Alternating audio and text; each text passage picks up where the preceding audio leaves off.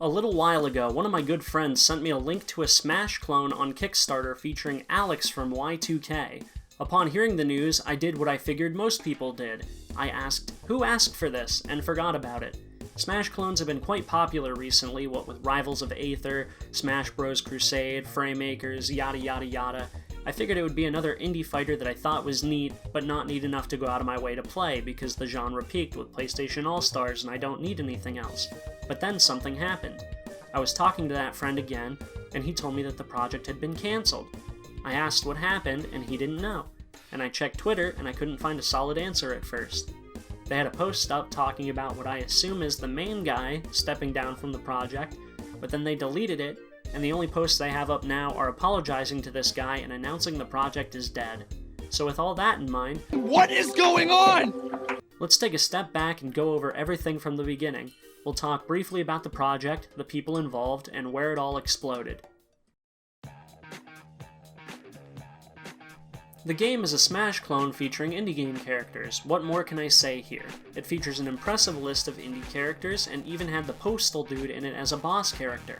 They had a modest goal of $22,500 to fund the game, and considering they made almost half of it in 3 days, it's safe to assume they would have made it. Though you probably know as well as I do that funding doesn't always mean the game will come out. I'm looking at you, Hex Heroes. They were going to implement rollback netcode and left the door open for more indie characters to join the game down the road. All in all, it seemed like a well put together game. They had a working demo, and I'm told the game was being built on the platform fighter engine, so they had a good foundation to get started. The team page of the Kickstarter seems to have been wiped, though it's been said that a lot of team members were leaving the project at the end, so that makes sense. There's only really one member of the team we're interested in at this point, and that's Dallin. Dallin seems to be the heart of Rumbleware, or he was. I'm not sure if Rumbleware is still a thing or not, but anyway, he started it. Dallin has quite the resume in his young age, between playing a mean Steve in Super Smash Bros. And making a bunch of indie games. Most notably, we have Rhythm Knights, which looks like it borrows way too much inspiration from a certain Newgrounds game. No, the other one. We also have Frog Ball, which looks a bit too much like Super Suezo Ball. And Flow, which looks a bit like Yume Nikki. Say what you will about Dallin, but he recognizes the hustle and is trying to capitalize on what's hot. Friday Night Funkin', spooky RPG Maker games, and duper Dojima Ball. Dallin launched his Kickstarter, and then things started to get crazy. Our first Twitlonger went up the day the Kickstarter went up and is by Pipparis. I'll link it in the description. She says that she went to high school with Dallin and that they used to talk and joke about sexual stuff, and that he allegedly asked her for nudes at one point. She goes on to say that he tried to show a bunch of guy friends at an all-guys sleepover nudes of their classmates.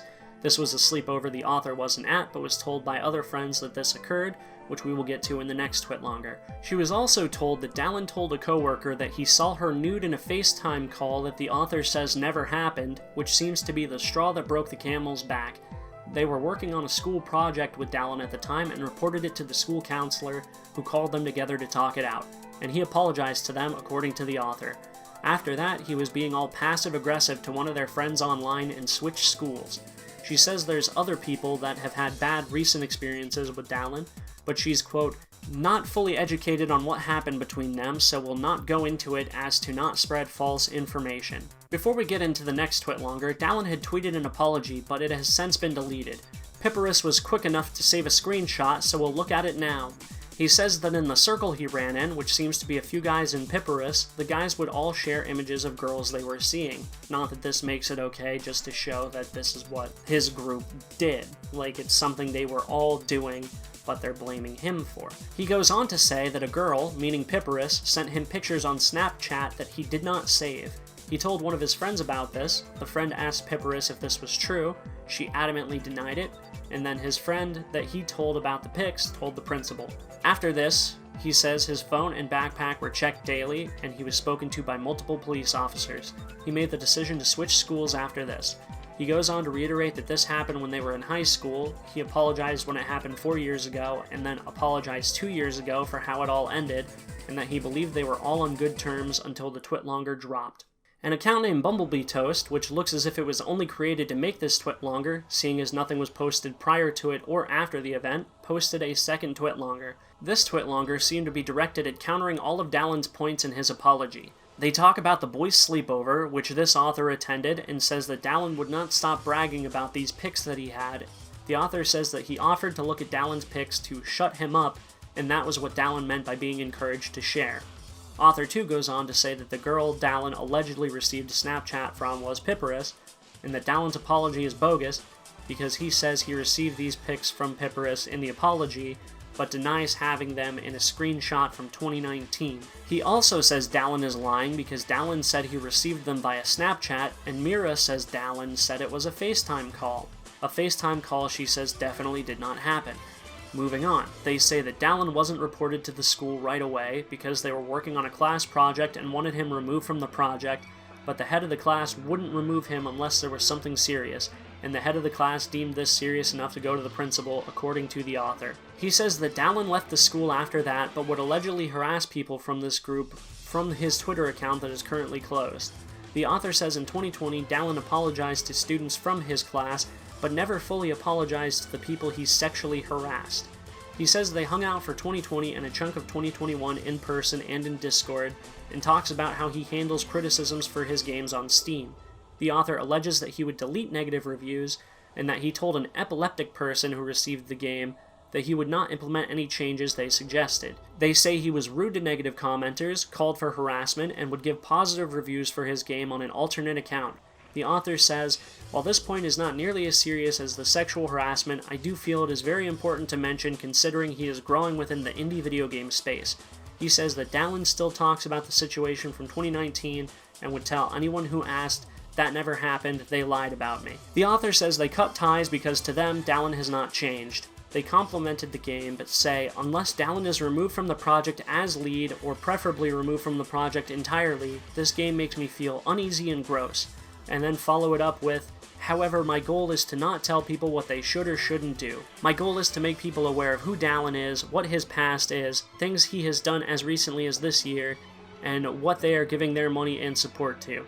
The things he has done this year remains to be seen. Twitlonger 3 is from an alleged close friend who grew distant because of how self-absorbed Dallin became. He says that Dallin either doesn't care about the quality of the games he makes, or thinks the games he makes are insanely good, which Author 3 begs to differ on.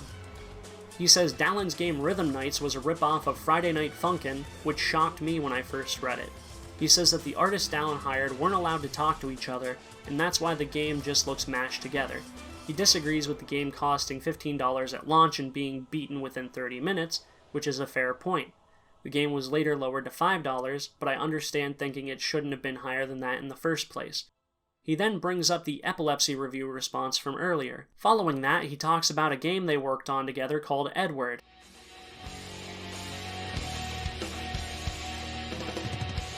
This guy, his name is Edward.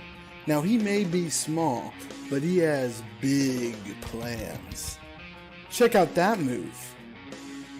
Ooh, and that one. Traverse 10 floors of the office and do, that stuff. You go pretty fast sometimes.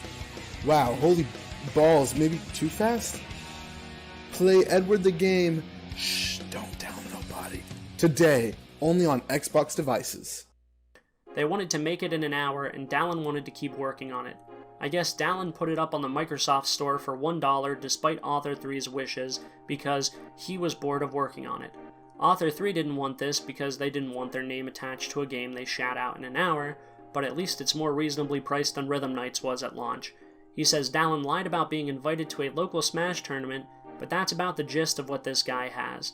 He links the other two Twitlongers, and then has an open letter to Dallin asking Dallin to take his name out of anything associated with him.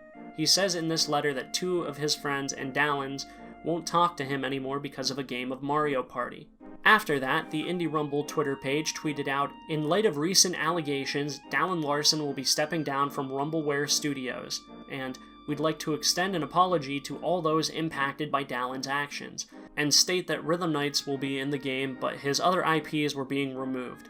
Then shortly after, they tweeted out, "Within the next 24 hours, there will be a backer post covering everything in a VC we had on Discord, and on our end, we realize this announcement might have thrown Dallin under the bus. That is our fault, and we should have made our stance more clear." They go on to tweet, "So, Dallin Larson. To simply put it, we on the dev team made a mistake. an incredible mistake in the wording of our post. Amongst the team, we discussed with Dallin about the 3 Twitlongers, and in our opinion, we believe a massive chunk of the accusations are false, or at the very least, overblown. Dallin adamantly claims, and team members have confirmed, Dallin has done nothing illegal. Dallin was 15 at the time, he turns 20 very soon.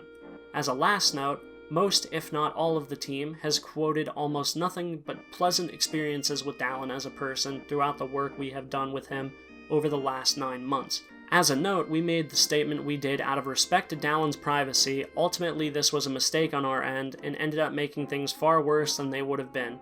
We should have been more open and detailed about our stance, and we are sorry for the damage. As the final note, we as the team stood by most everything in that statement. We want to make something special, but with how turbulent everything has been, we aren't sure we can. The thread that followed it discussed the end of the game. It deeply saddens me to announce the cancellation of Indie Rumble. Over the last few days, the team has gone through so many indescribable feelings, so for the most part, the project will be cancelled. We truly wanted to create something special, but it seems as though too many things were against us. We at the very least hope you are able to gain something from Indie Rumble, whether it be a community, a passion for indie gaming, or a deeper appreciation for platform fighters. As we've built such a strong community, the Discord will remain up, at least for the time being. Thanks for all your support. As a final goodbye, we would like to apologize to Dallin Larson, and then it links to the previous post. So the accusations come out, Dallin gets booted, they realize it's a mistake, and then it's too late to right the ship and they crash and burn. I reached out to Dallin to see if there was any input he could give me, and amazingly, he responded. After corresponding over email for a bit, he agreed to be interviewed for the video. In the sake of fairness and getting to the bottom of this, I also reached out to Pipparus. I'll go over her answers to the questions I asked her, and then we will get to the interview, as the interview will take a long time. I asked about Dallin saying that he thought they were on good terms, because he said he thought they were, and she and the Twitlongers said he wasn't. Pipparus specifically said he didn't apologize, and that even if he did, she wouldn't accept it, so I wanted to see why he would think they were on good terms. She says she doesn't know how Dallin came to that conclusion, because she never forgave him or accepted an apology, even when the school made him apologize, and that she hasn't interacted with him since 2021. I asked if anyone on the Indie Rumble team reached out to her at any point, since they used all 3 Twitlongers as evidence to remove Dallin. I wanted to see if they did anything on their part to gather information before making this decision, or if they booted him first and asked questions later. She says one of the devs reached out for clarification, but she said it didn't seem like they reached out on behalf of the team. I asked how recent Dallin had been hostile to this group of friends, because the most recent thing I found was this Mario Party thing from 2021, which I would not classify as recent. She said he put a Jester award on a positive review of one of their friends' games before she put up the Twitlonger. I asked her to explain this Mario Party thing because she herself referenced the Mario Party event from Twitlonger 3, so I wanted to see what happened. She said that Dallin was losing at a minigame and started insulting all of their friends and started harassing her friend, who she refers to in this message as M, on Twitter. She says Dallin got his girlfriend to help harass this guy, and they spammed hate under tweets about the game M was releasing at the time. Finally, I asked if he ever reached out personally or if he just posted the tweet with the apology that he deleted, and she said he never reached out.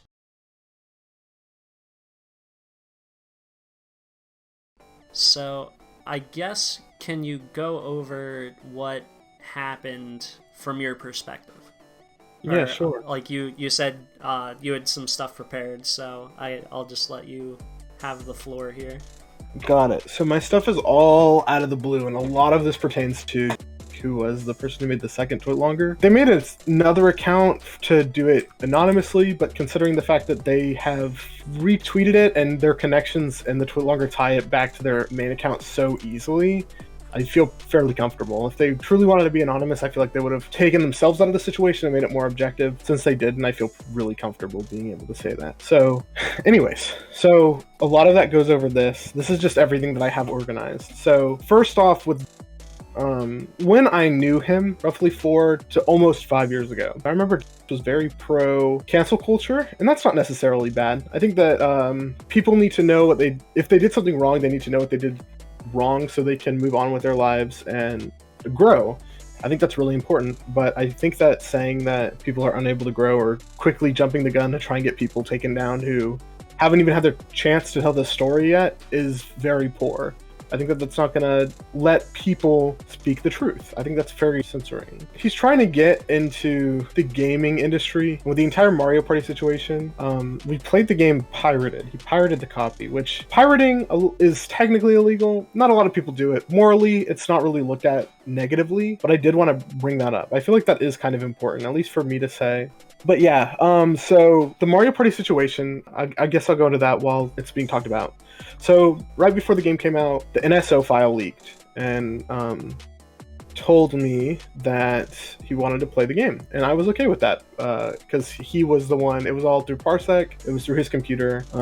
So we all decided to play Mario Party. It was me, an unnamed individual, and Jay, who is a close friend of mine. They go by Jay online. Me and Jay have been really close for a long time, and the unnamed individual were really close for a long time. So we all played, and at some point in the game, we were all kind of screaming and getting really riled up, but it was all good. We were all friends at the time. It was right before the new Mario Party came out, so maybe it was last year. Early last year, or whatever it may be, or late 2020. So at some point, because we're getting so riled up, decided to stay at a menu for like 10 or 20 minutes, and we were all pretty annoyed, but it was okay. You know, we were all pretty annoyed about it. We were all just kind of laughing. So then he eventually selected something, and then it was my turn next. So I did the same thing, because I was like, well, if you're gonna waste my time, I'll go ahead and do it too.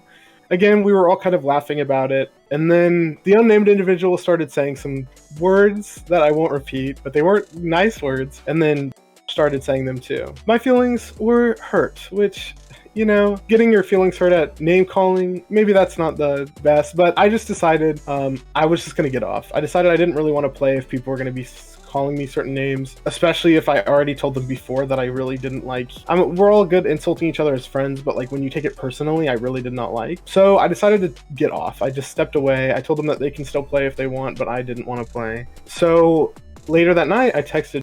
I asked for an apology. I said that, hey, I really don't like what you called me. I really don't like the insults that we were all swinging at each other. I just don't like it, and I don't appreciate it, and I wanted an apology. And he essentially responded with something along the lines of my feelings aren't valid, and that I don't deserve an apology. And then he got really pissed, and then he was all mad that I was even asking for one in the first place. So then it kind of became a 2v2, because me and Jay were like, that's not cool, right? Like, if he wants an apology, he wants one. You don't have to give it to him. Don't get angry at someone for asking for an apology. Even if you don't think you did anything wrong, sometimes it's better to be the better person and just apologize anyways. So me and Jay kind of split away from them. We were like, we just want to take a step back, maybe a week or so. And throughout that week, all throughout that time on Twitter, I kept getting sub-retweeted. A screenshot of my tweets would get posted on his main Twitter account, like, look at this fucking loser, look at this idiot. And after a while of that going on, I decided to blame the thing. And so a game that we both worked on called The Office Simulation, he decided without my permission, despite me paying for 50% of the fees to get it onto Steam, and despite essentially, and I'm being truthful with this, and my only proof that I really have of this is me and my girlfriend being on a call while I was working on the game, I did a hefty majority of the work on that game. It was a game jam game for the Blackthorn Prod Game Jam. He really did not do a lot, and that's not me trying to insult his character, it's just the truth. I called my girlfriend after every night, I showed her the progress for what I did, and that was that. So he decided to go ahead and delist the game from Steam without telling me, without paying me back, despite that being a game that I really liked. It was one of my most positively received games. So yeah, and I have text from when that happened, and I will go ahead and read it to you. So I said, hey, this is on November 1st of last year. I said, hey, I was just notified that you made a statement on my behalf, because it was his original statement, which is on Steam, by the way, right now. I don't have a screenshot of it, but it's on Steam right now. Talking about the Office Simulation that you're removing it from Steam and Xbox. Why not simply remove yourself from it? The list of developers and publishers. I paid for half of that publishing and spent multiple nights working on it. Also, we did not talk about this at all, so why use we as if I was involved in the decision? Just curious. He then responded with, I am unwilling to negotiate about this at the moment. The plan is for the game to be taken down in January 2022. I don't stand by rushed out projects. Again, I want to make sure that everyone's aware this was a game jam game, so it was supposed to be done in a short amount of time.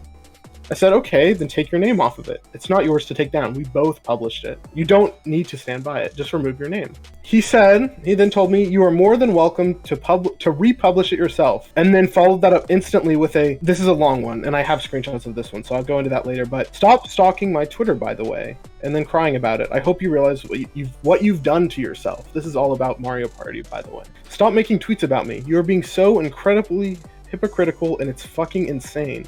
The fact that you are such a fucking moron, you can't even be self-aware of how much of an idiot you are being, is kind of sad. Talk to a ton of people, and yeah, don't know anyone who agrees with you on this.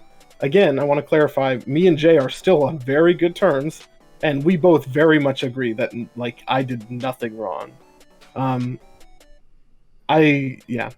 Done with your shit, and a lot of us are. Quite literally all of my friends agree with me. All of his friends, every single one of them went to the same school. They're very close. It's the same friend group that all of this has come from. You've lost a majority of your friends for no reason. Besides, you don't know how to act your age. Then a peace emoji. He is calling his friends my friends, which to me implies that everyone on that group accepted my apology. Maybe I'm looking too much into that wording though. Maybe that can be considered proof. At least it's better than, me and my friend texting and screenshots. If you are going to cry this hard over our shitty game jam game, then fine, I won't touch it. Don't expect the update you are working on to reach the current version though, unless you republish it. This is not true. He wound up delisting it anyways. Also, sorry to break the news to you, but it's not illegal to take any app down. The game is not copyrighted under any laws. No one technically owns the game. And as far as Steam shows, me alone paid for this page. As far as Xbox sees, I'm the only person to work on it. Want to push this legal shit? Do some actual research, moron. This is true. The Office Simulation was never copyrighted. I never claimed it was. Most of my games are. Down Larson Games is copyrighted, has a limited liability company.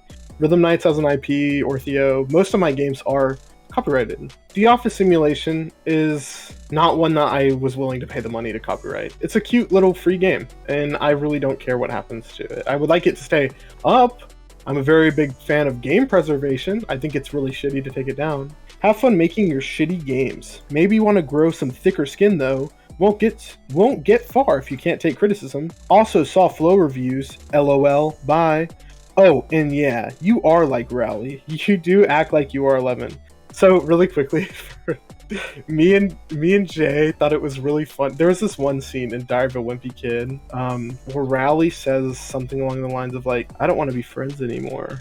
Me and Jay kept making the joke that I was Rowley in the scene and was Greg. And I guess somehow overheard it and he thought it was like, he did not like it. He did not like that joke. Don't call me. Sorry, I love this quote. The don't call me, don't come by my house, we're done. Me and Jay quoted that for like days after. It's so good. Anyways, I guess he overheard it. So he said, oh yeah, and you are like Rowley. You do act like you're 11. Expecting you to make a whiny tweet about this in 2.3 milliseconds, I gave you a second chance. Clearly, that was a mistake. Goodbye, Dallin. And I responded with, LOL, you were this pressed over Mario Party. Not my finest moment, but I thought it was really funny that he typed a whole essay. And then later, so that was on November 1st. And on November 2nd, he randomly messaged me out of the blue. And I quote, dude, this is straight up you lying out of your ass. Fuck you. Genuinely fuck you. Holy shit. I can't believe you think people are going to stand with you lying about this. Jay knows you are lying because he was there. So was the person who also went. Again, me and Jay are on very good terms. You are the worst of the worst. I cannot fucking believe I was dumb enough to trust you again. So, what's really funny about I look at this, and I'll send this one. I'll send all of the receipts when we're done. But I look at this one and I read it, right, and I read it and I think to myself, if anyone in the world can read this out loud and think this is from a credible, unbiased person, then holy shit, right? Like, And what was this in reference to? Like, was this part of the fallout of the Office simulator?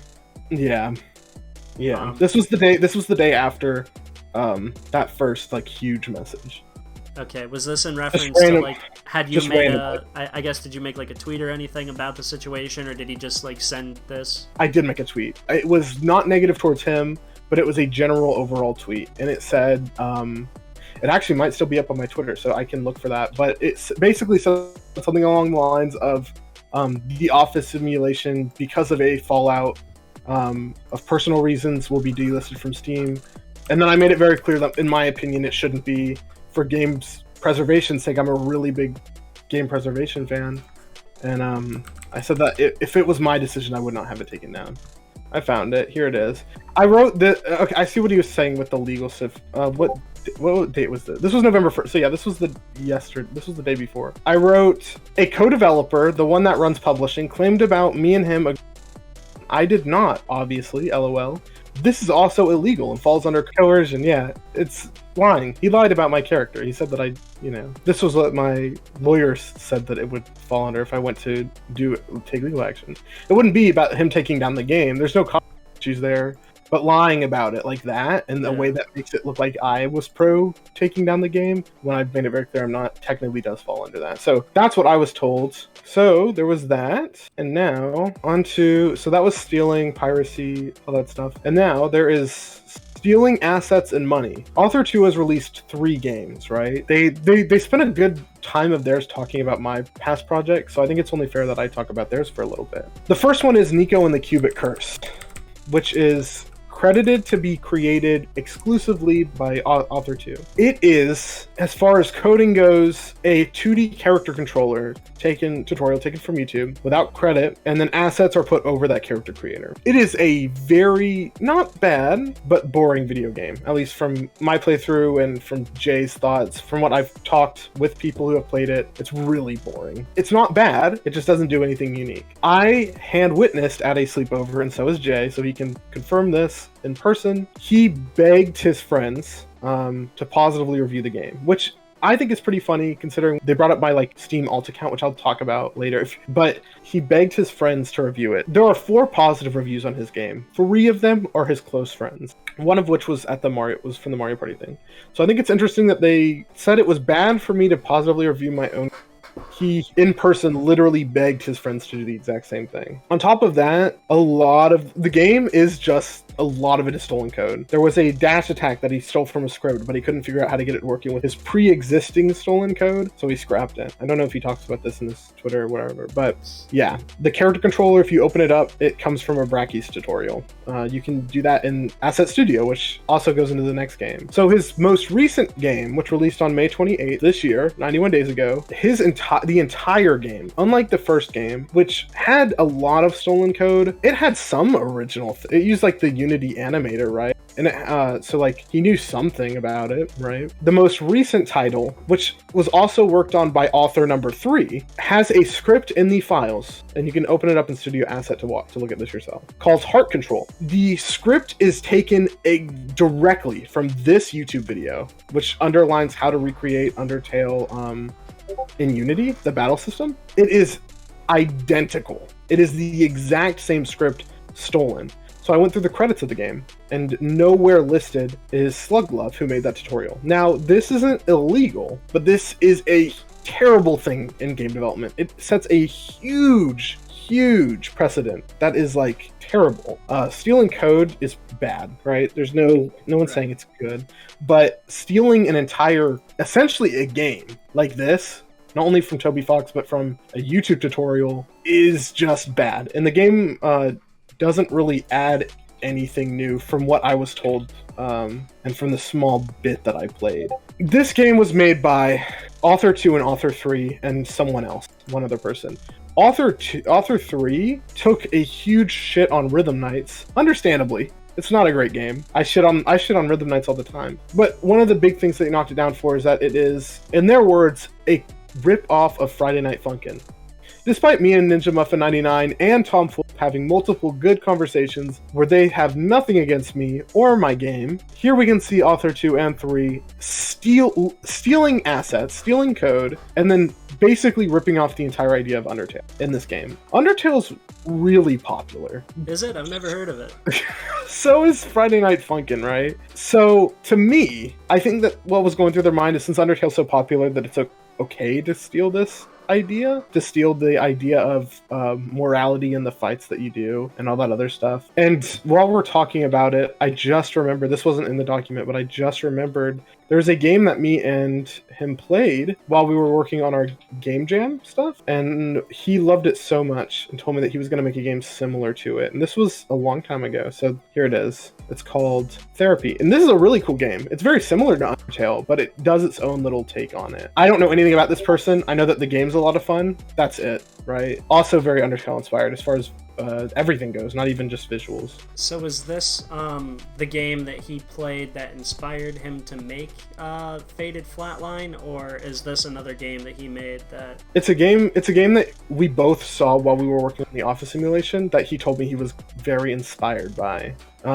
Also, if you play Therapy and then play Faded Flatline, it is some of those dialogue is verbatim. It's essentially the exact same game. I'm okay with people shitting on my games. I do it myself, but it's extremely hypocritical to say that one of my games is bad, it rips off this other game, when the core code for it is ripped off straight from a YouTube video without credit. And on top of that, the entire story and art style is stolen from 2 different games.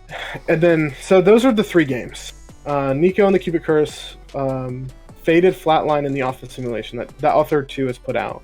And then, thankfully, I'm looking at it and everything, and I'm seeing everything perfectly lined up here. Nico and the Cubic Curse has a cart mini game. Now, this cart mini game, which you can see in the background of one of the Steam screenshots, has a few different things that I feel are really important. This one's taken directly from the Steam page. It's the default Unity lighting. Again, nothing really wrong with that, but that's something you've just got to change. It looks really unprofessional, and I'm not here to criticize this game, but I am here to talk about some really big hypocrisies, which it is. Now, the karting mini game is unlike how a lot of Nico has a lot of stolen assets. This is taken, just like Faded Flatline, verbatim from a YouTube tutorial. And I will pull that up right now. And once again, it is not at all in the credits. It's nowhere near the credits. If you look at this tutorial and skip anywhere in the video and then watch someone play through his game and look at the segments, it is, and because I saw this, we were friends while he was making Nico and the Cubic Curse. I literally watched him watch this tutorial and steal the code. YouTube tutorials on game development stuff is not out there as a resource for you to just take. It's there for you to learn and grow as a developer. Especially, and if you are going to take it, which is fine, you have to credit the people who wrote the original code. Right. If you don't, then who knows what you're actually making a party. Now, because that whole section is in his game, an entire karting level, there is no way for me to know what code in his game he actually did make and what he didn't. And knowing him personally, I'm willing to bet there was maybe 2 scripts out of the maybe 50 scripts in the game that are actually his code. So, and again, if you're practicing or whatever, that's okay, but that is a commercial product that he's putting out there, trying to break into the field, into the game industry field. So that's all I have on, but I have a little bit more on who wrote the 3rd Twitlonger. In my old Discord server, spammed great game on all of my games channels.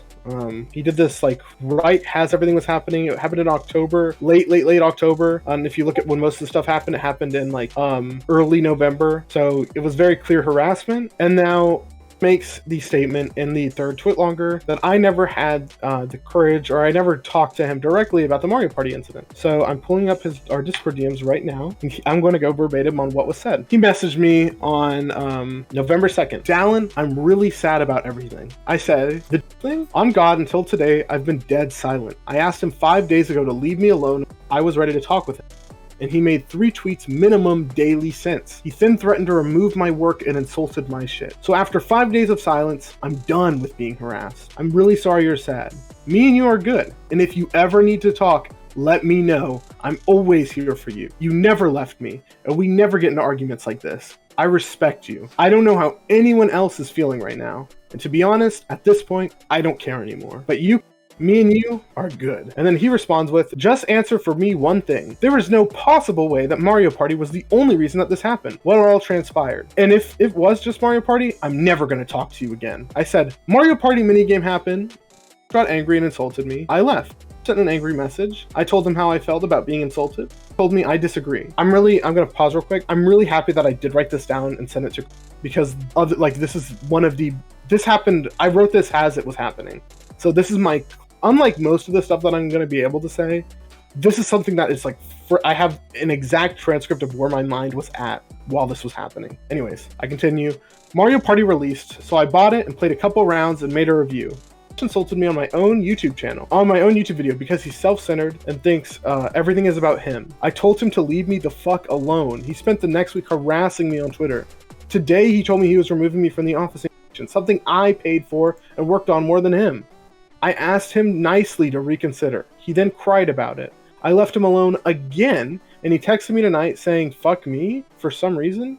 I showed my girlfriend. She got angry because she's acting like a child has always. Basically said she's just a woman, made a tweet saying that she's just Dallin's girlfriend, instantly deleted the tweet. Literal order of events. Of course I'm biased, but it's not altered or over-exaggerated. Genuinely, there's no way anyone could think I'm in the wrong for this. I went 5 days without saying shit. I got harassed.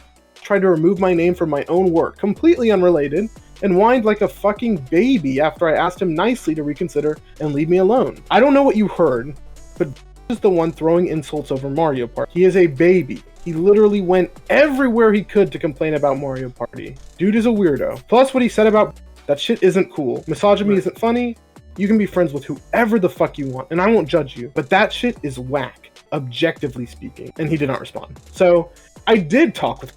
I told him that we were good regardless of what happened because was not involved in the Mario Party incident. And he then claims that I did not talk to him about it and I left him in the dark. So no. Just a quick aside. So as far as you're aware, does still run with that group? Because yes. He makes it sound like this Mario Party thing splintered the entire friend group, but it seems like you used that as your exit and everybody else is still in there, but these guys that I guess were clearly upset with you and didn't really want you in the group anyway, had you exit the group, which it seems like they wanted, and now he used his twit longer to complain about the group being broken up when it was literally just you removing yourself from this group. You weren't welcome in anyway. Yeah, so that's everything I have on my document. It's more so clarifying that a lot of the stuff that they threw at me, while maybe I'm not perfect, and we'll go into the Steam alt and whatever, they've all done themselves, or at least the second and third have both done those exact same things. It's extremely hypocritical. Everyone learns and grows, and just because I make one mistake, that the same mistakes that they're making and continue to make today shows to me that I've grown and learned from my mistakes, while they are still continuing to release games that have stolen assets in them. So I have one last text thing that I have pulled up, and that's me messaging who retweet a lot of the stuff and quote retweet and whatever. I essentially asked for, I wanted to reach out and apologize in private. I said that I'm sorry that last we talked 2 years ago, I thought I was on good terms, but I would like to get this resolved privately as adults. Then responded with, I'll reach out to the others about this. I don't really need a vocal apology, but I would also really like to put this behind me, so I'll see what they say. I respond with, I cannot put into words how much that means. Thank you. He then responds the next day. I sent them a screenshot of the message. I don't know what exactly they'll do from here, but the information is out there. I wish you the best, and I hope this gets resolved soon. I said, again, I heavily appreciate it. I do too. They never got back to me. So to me, they don't want me to apologize. They don't want me to be forgiven. They would rather me be put in the dark, shoved aside, and labeled as this terrible, god-awful person. And which person did you say this was that you reached out to? This was He was in the friend group. He quote retweeted and retweeted a lot of the tweets of the Twitlongers. So that's why I reached out to him. He's the only person I had contact. He still follows me today on Instagram, which is weird because he was spreading a lot of this. So yeah, that's why I reached out to him. Now this is the last thing I have like brought up that I know was said in the Twitlonger that I know I can kind of maybe defend is the wrong word, but explain is Dallin has an alt account on Steam where he positively reviews his own games. Now, yes, I did have an alt Twitter account that I used to boost my own games. These were my first ever commercial releases, and I was really excited to get the word out there, but that is no excuse. I am very sorry for anyone who this hurt, and if I still had access to that account, I would remove those immediately. I did that because it was my first few games, and I wanted them to get out there. Steam's overall fairly good with advertising games when they first launch, but obviously the more positive reviews, the more the game gets spread. I feel like this is a non-issue, I guess. Like if it's one account as opposed to like 100 accounts that you're using to like give yourself all these reviews, like it seemed to me like something along the lines of like a relative being a reference for like a job. And it's like if Hideo Kojima is sitting down at a restaurant and somebody's like, hey, do you know any good like action games? You think he's not gonna say, oh well, Metal Gear Solid's pretty good? Like I feel like there's some sort of like amount of shameless self-promotion that's like fine. Like because if you're not standing by your stuff, then why should anybody else? Like, I mean, granted, that's not like go crazy and plaster it everywhere. Yeah, like make like 20 accounts to like give yourself like a crazy amount of like positive reviews, but I imagine a little, because it's like if you asked a friend to do it, that wouldn't be better or worse. Like it's still a review that was made by association pretty much, and I don't see too much of an issue with that, at least in my opinion. I think that I'm 50-50 on it, right? Because I do think that, like, I would not do it today, which is why I have not done it since the launch of Rhythm Knights 1, which launched, I want to say a year ago, or very soon a year. September 17th is when it launched. So almost a year ago since I've used this account. So I have learned to not do that because of this, right? I do agree with you in the fact that like you do have to promote your own stuff. But also I never hid it. The reason that you can still see it has Dal alt if you go under this user is also played as, because I don't care to hide it, right? I'm proud of my work. It's not the best, right? But I'm still proud that to say that I released any kind of game on Steam to me is, if I was a kid, I would have been like, holy shit, I made it, right? No matter how bad the game is. It's also just, again, it's like, it's hypocritical. Josh made 3 of his friends do it while I had one alt account where I wanted doing it. Well, you said you worked through the document you had then, right? Do you think we should discuss the infamous sleepover that's been popping up a lot recently? Yeah, sure. So I guess walk us through your version of it, and then we'll look at what the Twitlongers say, and we can kind of compare notes, I suppose. Yeah, sure.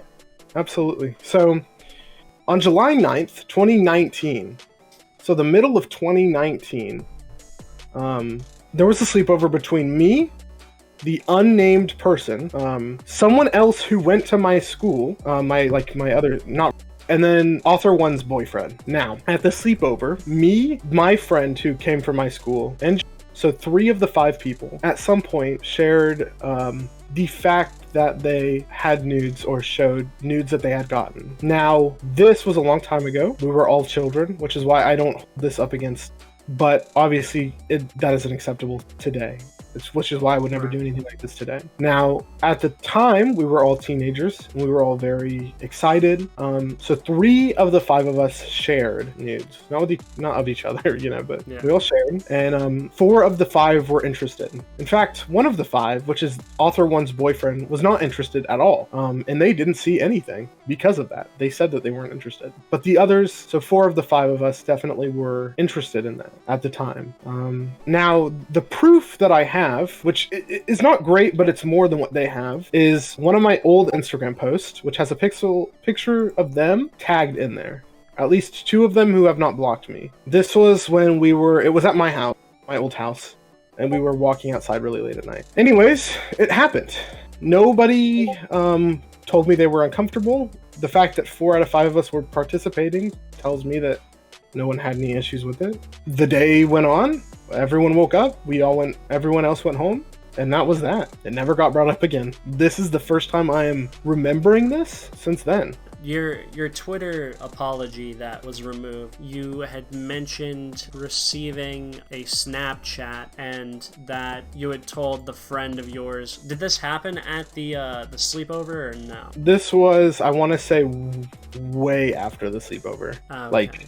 Like months, maybe a month or so. I don't know the exact dates, but it was far after. We were both at the time working at JCPenney, and I got to work the next day, and I told him.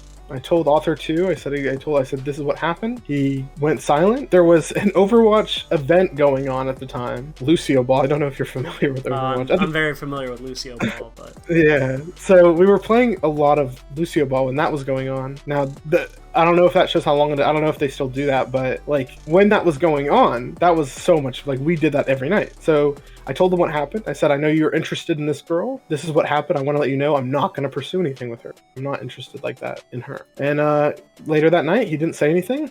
I came to school the next day, and then that's when my phone got checked, and there was this huge issue with our project that we had. And yeah, my phone got checked every day for a week. And after a week of that, I left the school. I was like, I don't want to take this harassment. I thought these people were my friends. All I did was be honest with them. Maybe I shouldn't have. And I left. And then I went back to my first high school, and I graduated there. And yeah. So the person that you told at work, was that Author too? Mm-hmm. Yeah.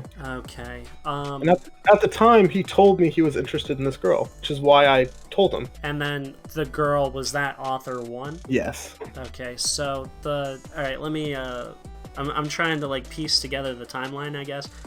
Yes. So at the time of the sleepover and like the month following with this, you had said that Author 1's boyfriend was at this sleepover. Yes, they were not.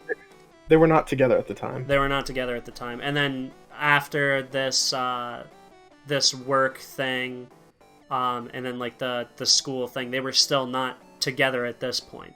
I have no idea when they got together. To be completely honest with you, I think the first time I heard about it, if my memory serves me correctly, was when and I started becoming friends again when Nintendo Switch Clubhouse Games, whatever it's called, was announced. That's when we started becoming friends again, more recently, and when I apologized to everyone. And that, I want to say, is the first time I heard that they were together.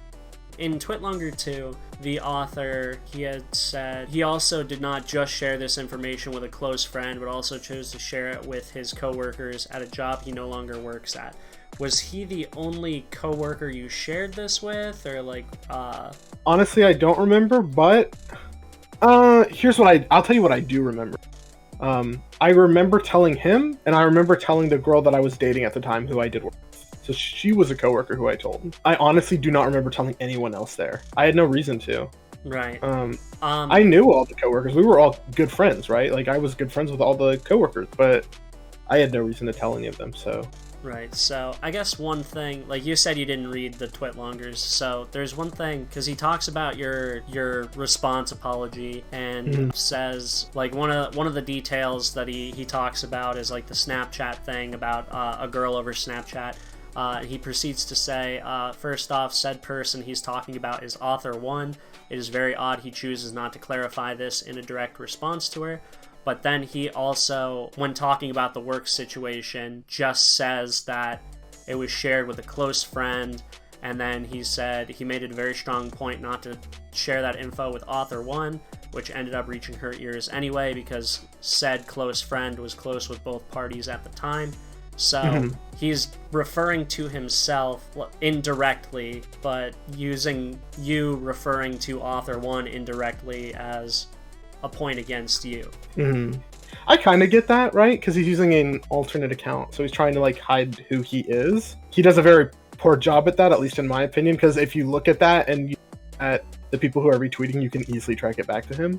It's very, very clear. But yeah, it is kind of weird, especially because I do say that it's her. I don't shy away from that fact. If you look in my initial apology, I don't have it on hand, but I'm sure you do, thankfully. It does say, it says to at the very top, but this is who it's saying to. So I thought I made it pretty clear. If I didn't, then I am sorry. I didn't mean for it to be ominous. I was telling my story from my point of view, or at least what I remember.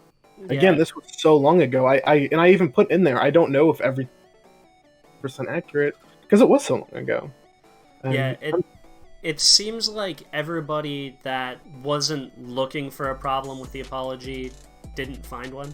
I guess moving further a little bit, you said that the project, or like the school getting involved, was pretty directly after this work situation. Yeah, so like I said, I came in the next day of school, right? After I came into school the next day, and it was weird. Just like the night before, he was kind of giving me the silent treatment. So I asked, who's the person I messaged in the Instagram DMs, I said, it's really weird, no one is talking to me. And I had a sneaking suspicion it was about the thing, right? Because I was like, that's all I could think of. But I was like, do you know why anyone's not talking to me? And he's like, he told me all will get revealed during lunch or whatever. So lunch came and went and nothing happened. And then after lunch, we had this like school project thing. So we went into our groups, and instead of starting our work in our group, I got called to the counselor's office. And lo and behold, there was author 1 and 2 and the rest of the friend group.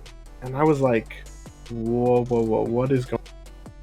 Because from my point of view, I just told a friend that another close friend of both of us sent me nudes because I told him that because he was interested in the girl. And I felt that was the respectful thing to do. Maybe not, looking back, maybe I should not have said anything. But at the time, I was looking out for my closer friend. I did not want his heart to get broken, because I know how that feels. So anyways, in that counselor's office, they asked me to apologize, and I'm bummed out here. Like I'm really upset about everything. I'm like, at the time I was like, I don't really see what I did wrong. I was just trying to help everyone. So I looked at everyone, I apologized at the school. In the school, the day after everything happened, I apologized to everyone. Even the ones who weren't involved, so I apologized to them. That's my first time apologizing to them, was the day after it happened. Granted, I was kind of in a position where I was essentially told if I didn't apologize, I would be, removed from the school. So, I mean, in a way, I was positioned to forced to apologize, but I did mean it. I did not want and still to this day, I don't want anyone getting hurt. That was never my intention for anything. Right. Any of this. I never want that, So I apologized, and things went on as normal. They were still kind of ignoring me. So I was like, okay, that is really weird. He kind of just said, I think everyone needs some time, or something along those lines. But I didn't get to work on the project, and then later that day, the principal called me into the office, and he checked my phone, and he found nothing. And then the police checked my bag and my phone, and they found nothing. So then I went home. I was weirded out. I noticed I got removed from Instagram group chat. I used to use Instagram back then. I don't really use it anymore, but I got removed from the Instagram group chat. That's the one that they all use Instagram. I got blocked from Twitter from these people and all this other stuff, and I just thought it was weird, but I didn't say anything. I just ignored it, and I went to school the next day, and the next morning, wouldn't you know, the principal called me to the office. He checked my phone, he checked my bag. The police officer checked my phone, checked my bag, and nothing, right? Nothing was on it. So yeah, I continued the school day without my friends. By day 2, I come in. Everyone hears about this thing. I got these nudes from this girl, and I'm spreading, despite the fact that we're both 14, 15 at the time, spreading and this evil guy. I've done all this evil stuff.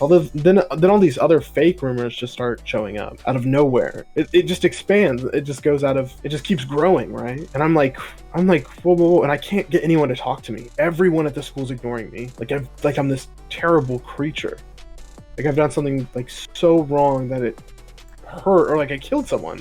That's how it felt like. I remember I was thinking it feels like I killed someone. How many people hate me here? I ignore it. It sucks, but I ignore it. And the next day I come into school, the same thing. It happens for a week, right? And then after a week, I say I'm fucking done with this.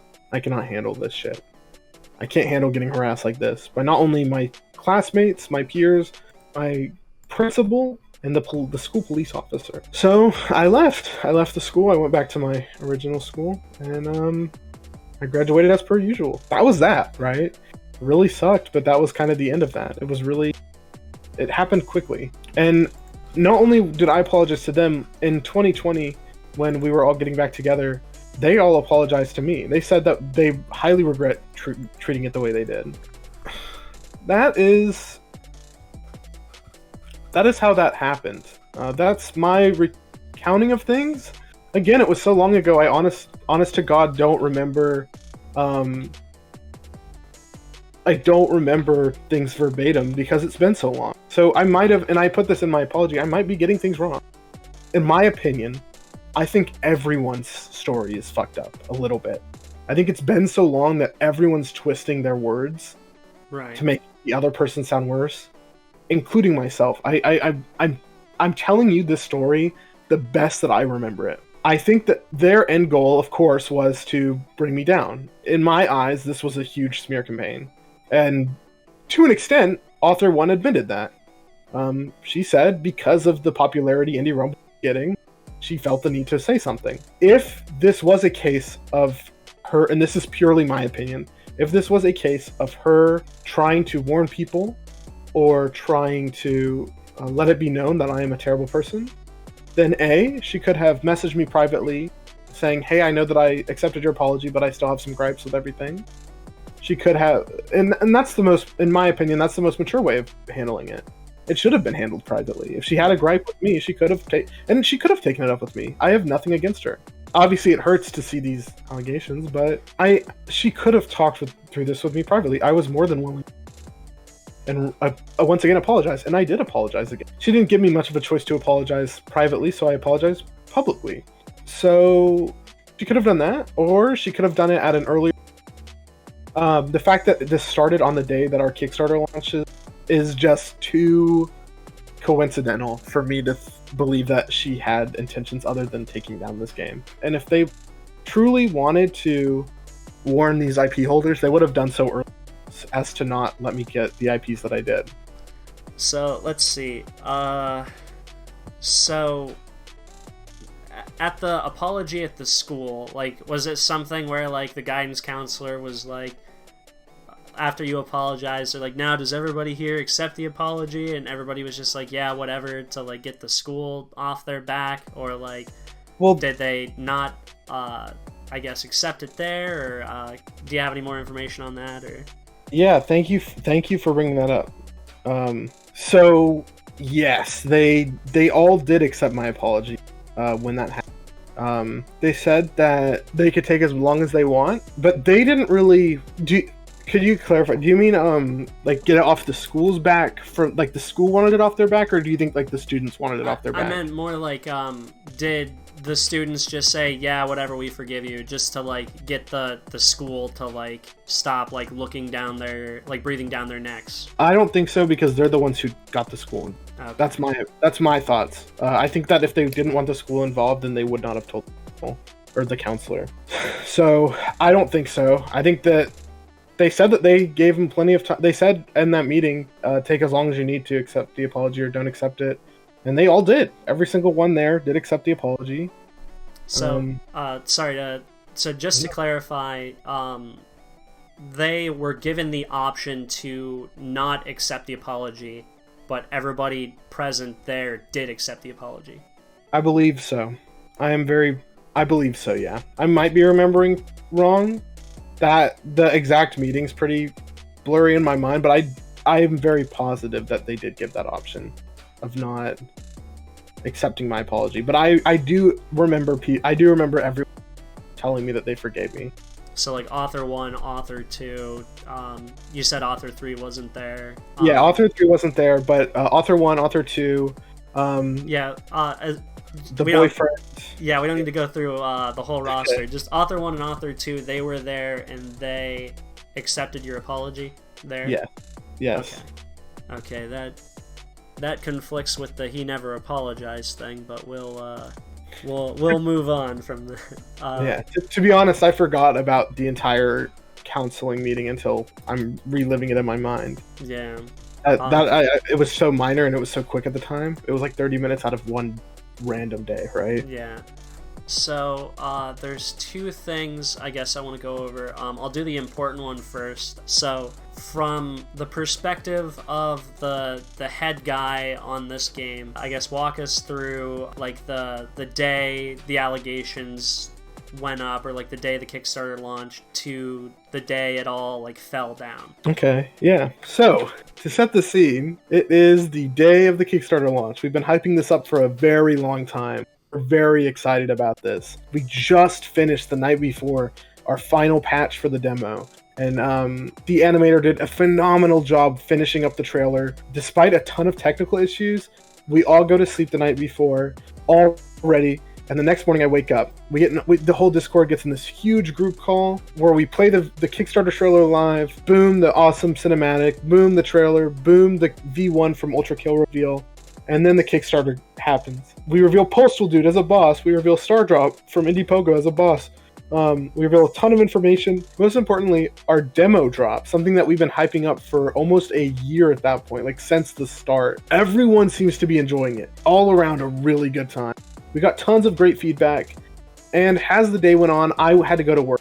I launched the Kickstarter page, I was in the group chat, group call while everything was going on, and then as soon as everything went live, I left, and you can imagine me checking Twitter, keep refreshing my timeline, seeing all these awesome clips, seeing all these people freak out about Postal Dude, who was one of our most requested, V1, Star Drop, all these people are so excited about this cool stuff, and then I get a message. I don't remember from who, but I got a message about the Twit Longer from Author 1. And I read that. It was from... Okay, I remember who it was.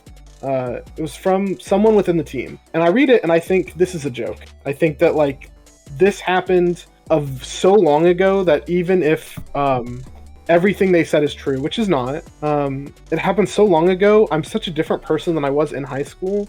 And the fact that I've never treated anyone on my team, on this team poorly, to me, proves that. And I tell them, let's just ignore it for now, and if it gains more traction, then we'll touch base again. So later in the day, someone else messaged me the same tweet. I'm like, okay, well, it's really starting to spread. And then the first person who messaged me tells me that multiple people who are huge in the community are telling them that if we don't put out an official response, they're going to cancel their pledge. I don't think any Rumble could have gotten nearly as far as it did without the community. So I'm really big on those like community events and all that stuff. And so hearing that and looking at the people who were threatening to pull out, I was like, I care way too much about these people to leave them in the dark. But I wasn't ready to do a response because there was a lot in there and there was a lot to cover. I wanted to be truthful. I wanted to make it clear that I was open to closing this matter privately and that I did not want something from my past to come up and destroy something that I've been spending a year on just for nothing. So I went on and I kept getting more messages and I kept seeing more people who were threatening to pull out. And then later that night, someone else from the team sent it to entire team and they said, what is going on? Now they sent this in the team message and I was like, okay, well then we'll all call tonight, we'll have a big old team meeting about everything that's going on. I said for now, let's just ignore it. It has very little traction and a lot of it isn't true and there's really no reason for me to make a response if I can handle this privately. I then also came up with the idea of contacting all the people who were threatening to pull out personally and letting them know the truth. So instead, later that night, the team got together and we wrote up a very truthful response about how I remember the events. The entire team that was there that night signed off on it. Not everyone on the team was there that night, but the teammates that were signed off on it. And so I went ahead and I put that out there and nothing. Still more threats of people canceling. Despite all of this, we were still projected to make 100 and I want to say 11 or 110% of our goal. So we were still going to succeed even if everyone who pulled out. Now, the team did not feel comfortable going forward without a response. So after I put my response, I slept, and then the next day, right? Now, this day, I messaged the co-director and I say, hey, I think I'm going to step down from the team. This was my idea. I said, I think I'm going to step down from the team. I don't want this game's reputation going to the gutter. I have a lot of people threatening that if we don't give a response, they're going to cancel, and I care too much about the community. Now, the co-director begged me not to leave. He said, Dallin, please do not leave. And I said, okay, well, maybe I will step down publicly, but I'll continue to work in the background. I said, I don't like that idea. It's not very truthful, but I will do that if it means the game will continue, and I will still get back, at the very least, the money that I spent on this project. So he didn't respond to that. So we went ahead and we had a meeting that night. And by this point, this second and third Twitlonger came out. When we were all on the call, I find out the truth, which is that the entire team, except for 2 members, were in a private group chat without me, talked amongst themselves, and told me they all agreed without me, including the co-direct, previously begged me to stay, that if I did not leave, they would all leave. But they didn't tell me this yet. So the first thing they did when we got in our team meeting, which I was told was to put all of the teammates' heads to rest, their minds to rest, which I was more than happy to do. I don't want to make anyone I work with uncomfortable. So I spent a solid 4 hours with the team in a call explaining everything truthfully, my side of the story. This is what happened. I've made mistakes, but I've grown up since, and I've never done anything nearly as bad since. The team told me that they truly believed me, and they said that they can tell from the year that they've worked with me that I have nothing but a good heart, and that all of this other stuff. So then they dropped the bomb on me that they were all going to leave if I didn't. And I was very emotional, and I wasn't thinking, and I said yes. I said okay. I said if you guys want me gone that bad, then I will go ahead and leave. And then some of them apologized, one of them didn't, and then from there, after I was kicked off the team, the next day, I was hanging out with a friend when I get told by my friend that the team put out a response. The response that they put out was very vague and made things seem a lot worse than they were. I messaged one of the people of the team, and I told them I kindly asked them to please put out a more truthful response, one that they truly believed in, and one that did not make me look like I was a worse person than I was already being made out to be. I didn't like the idea of them responding to this at all, especially because that's the whole reason this whole thing got as popular as it did. But I told them that I'm not a part of the team anymore, and I didn't really have a say. But I said, if you guys are going to do it, I would like you to be truthful. So then they did. That night, we all got in a group chat, we all got in a call, and they drafted up a truthful apology to me and a more accurate statement. After that statement was sent, a while later, and 5 minutes before the game got announced to be canceled, I got a message from the director who told me to, without warning, pull the Kickstarter and that the game is getting canceled and that I would not be receiving any of the money that I paid back. So 5 minutes later, after I got that message, there is an announcement on Twitter that says that the game is canceled, and then they link the apology to me. I then went ahead and went onto the Steam page and I shut everything down. I pulled the Kickstarter, and that was that. And a few days passed, I got off social media, I needed to take a break. And with that, I contacted a few IP holders, and a lot of them contacted. A lot of the IP holders contacted me after that first public statement that was put out. They told me that because that they don't believe in cancel culture, that they were going to pull their characters. And since these characters were so big that the game couldn't handle to release without these characters, this is the reason I was told that Indie Rumble was canceled. Not because of the allegations, not because I left the team, but because the IP holders did not like that I was treated so poorly by my team. That's as much as I remember. I might have missed a few things or skipped over something. And if you can mention something that I might have forgotten, then I can bring it back. No, I think that covers about everything, like the rise and fall, I guess you could say. Mm-hmm. There was one thing. I was in the talks with an IP holder that for a character that we haven't revealed yet, a character that we didn't have the chance to reveal yet. And my team, without asking, decided to break an NDA, and they essentially ruined any chance I had with working with that IP holder again. I think the team messed up, but I think so did I, and I also think the people who made the Twitlongers also messed up. I think there's mistakes on everyone's end. I think that the people who haven't yet should own up to their mistakes and apologize and learn and grow like I did 5 years ago. Because before any of this got brought up, I've never been happier. I was getting to work with some of the most talented people in the indie scene. I was going to be able to make a living off of this, which is the only dream I've ever had since I was to make a living off of my video games. I mean, at the end of the day, I guess they got exactly what they wanted. I guess my team submitted, were fearful, and yeah. Yeah, that's quite the ordeal that you went through. So Yeah. the IP holder that you said that NDA was broken and you can't work with them anymore, is that something that you think you would be able to possibly rectify in the future if you're like, hey, like this is what happened, this slip up was somebody else that was not me? I guess, do you think that you can mend that bridge and work with the IP holder in the future? And I guess it seems like you're on good terms with IP holders you worked on with the game. I guess, do you see a future working with some of these IP holders, or do you feel like it might not happen for a while, or like, what do you think? So, with that IP holder in particular, I think every bridge has been burned. I think that I signed a contract that said that it would not get revealed.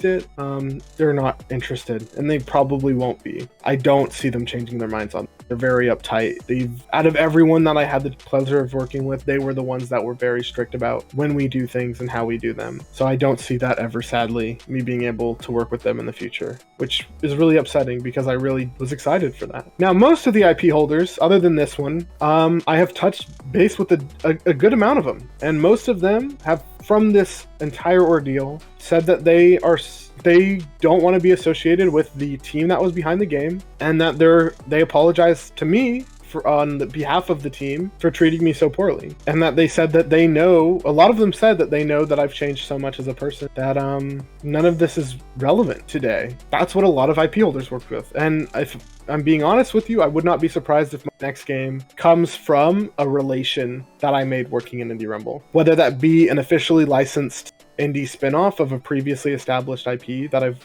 was in Indie Rumble or something along those lines. As yet, I'm still organizing all of my workloads. I have a lot to think about as far as my future goes. A lot of people have asked me if I'm going to try and make an Indie Rumble resurrection thing. I've heard that question a few times, and I just have a lot to think about. So I know what these people want. They want me to not be able to ever make any game ever. I think that some of them are scared that I'm going to surpass them. That's my thoughts, at least personally. Now, there was an Indie Rumble fandom wiki, and here's the effects that this has kind of had. Somebody edited the cancellation message. It's now closed now because fandom wiki doesn't like when people spread false information, of course. So they've shut down the entire fandom because the game's canceled. Now, the wiki stated that someone, instead of all of these twitlongers were by females who worked on Rumbleware. Now, I want to be transparent here. There are 2 people who worked with us who are female who worked on Indie Rumble. Both of those 2 people I have since touched base with, one of which told me that they are more than willing to work with me in the future.